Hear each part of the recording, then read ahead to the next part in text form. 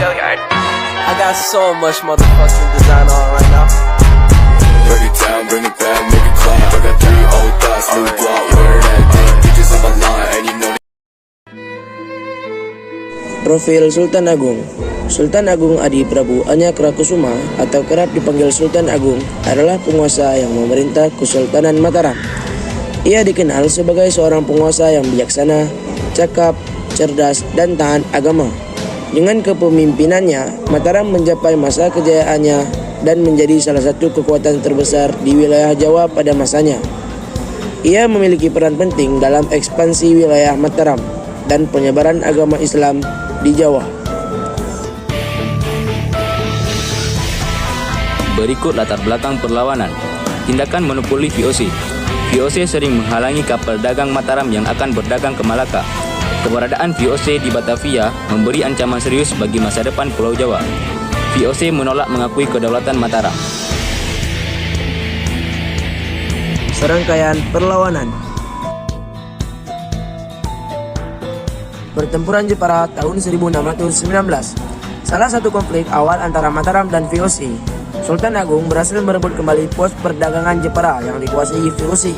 Namun, VOC segera mengorganisir pasukan untuk merebut kembali Jepara.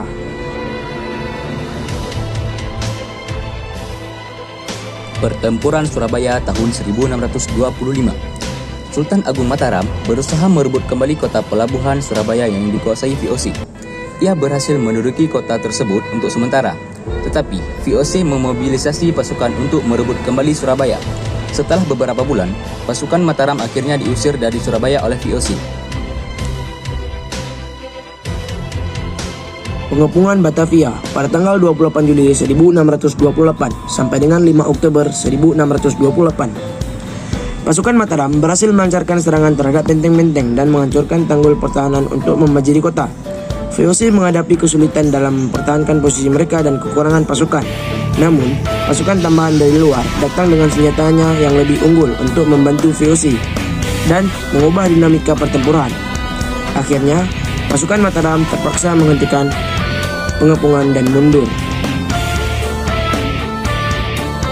Berikut pengepungan Batavia pada Agustus sampai November tahun 1629. Belajar dari kekalahan sebelumnya, Sultan Agung meningkatkan jumlah kapal dan senjata. Ia juga membangun lumbung beras untuk persediaan makanan, yang akhirnya dihancurkan VOC beserta 200 kapal dan 400 rumah penduduk.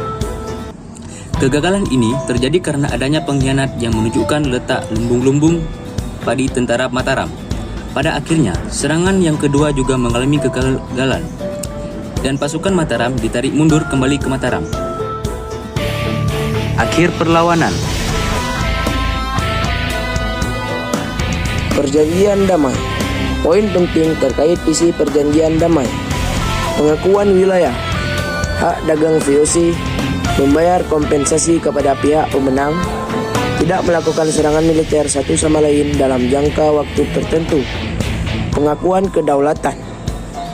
Karena kurangnya catatan rinci, isi persis dari perjanjian damai antara Sultan Agung Mataram dan VOC mungkin bervariasi. Faktor penyebab kegagalan Sultan Agung: persenjataan yang tidak seimbang, persediaan pangan dibakar Belanda, wabah penyakit di kalangan tentara, jarak Mataram Batavia jauh dan melelahkan, sehingga membuat pertahanan Mataram kurang memadai. Dampak dari perlawanan: 1. Memperkuat dominasi ekonomi dan politik VOC. 2. Kerugian wilayah Mataram. 3. Peningkatan kekuasaan VOC. 4. Perubahan politik dan ekonomi. Dan yang terakhir, menurunnya kepercayaan rakyat terhadap pemerintah.